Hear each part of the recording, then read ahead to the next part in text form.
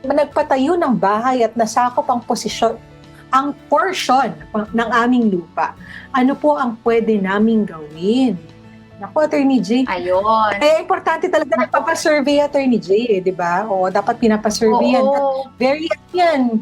Talagang bawat kapiraso ng lupa ay talagang dapat eksaktong-eksakto, Attorney J. Oo. Kaya nga lang sa batas, Attorney M, meron tayong tinatawag na builder in good faith or builder in bad faith. Ang ibig sabihin yan, kung builder in good faith, ibig sabihin ay hindi niya alam na lumagpas na siya doon sa kanyang pag-aani pa at lumagpas siya at nakapag-construct siya doon sa lupa na sa iyo na. So yan yung sinasabi natin na iba yung remedy ng builder in good faith. Iba rin yung builder in bad faith. Ibig sabihin, alam niyang hindi talaga na kasama yung portion na yon sa kanyang lupa.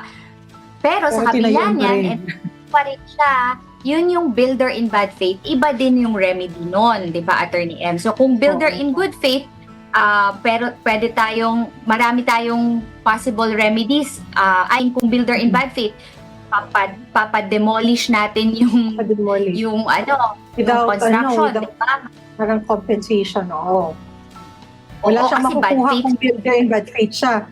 Kumbaga, Attorney J, yung essence kasi nun sinasadya niya magpatayo kahit alam niya na hindi parte ng pag-aari niya, yung lupa na yun. Kaya kumbaga, hindi in-incentivize ng batas natin. So, kung ikaw yung nandun ikaw yung nagmamayari, pwede mong ipaalis, kumbaga, Attorney J, nang hindi nagbibigay ng compensation doon sa builder in bad faith. Oo, tsaka wala kang babayarang danyos kung ganun yung mangyayari kasi nga, alam naman niya na hindi niya, pero nagpapatuloy. Yun nga, pero it's a matter of proof pa rin. Kailangan mong mapatunayan na talagang builder in bad faith, di ba, Attorney M?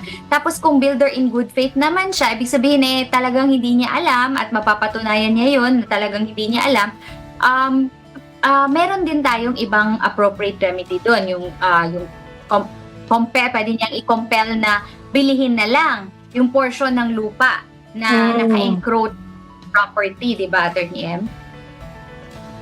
Oo.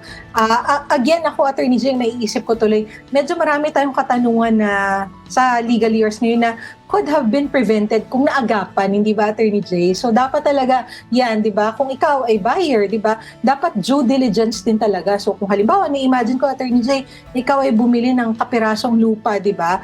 Alamin mo na kaagad kung may katabi doon sa property. And kung kaya mo makipag-ugnayan doon sa nagmamayari, makipag-usap na. And then, talagang ipa-survey ng maigi. Kasi, ang hirap na, Attorney J, pag nagkaroon ng naitayo na doon, di ba? Mas malaking problema na kapag meron ng structure doon sa lupa. So, dapat una pa lang ay nakikipag-usap na at nakipag-ugnayan na para less sakit ng ulo sa iyo at doon sa kapitbahay mo, magiging kapitbahay mo. Di ba, Attorney J? Oo nga, magiging kapitbahay mo nga naman yun. Tama, Attorney. Dapat hindi kaaway ang kapitbahay. Correct. Tama yan. Love your neighbor.